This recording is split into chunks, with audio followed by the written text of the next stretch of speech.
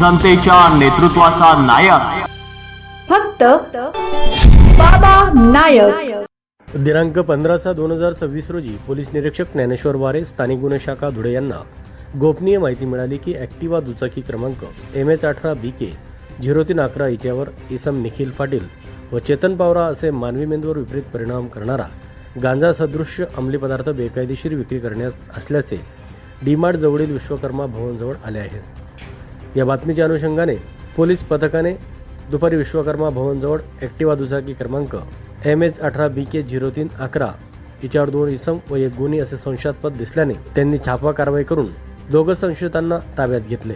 दरम्यान जप्त केलेला मुद्देमाल याची किंमत 3,50,000 रुपये एवढी असून आरोपी निखिल गोकुळ पाटील राहणार छोरियानगर डीमार्ट जवळ धुळे, चेतन जीवन पावरा सैनिक कॉलनी नगावबारी धुळे याच्या ताबे कब्जातून जप्त करण्यात आला आहे।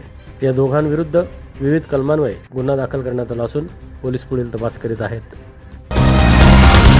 जनतेच्या नेतृत्वाचा नायक फक्त बाबा नायक।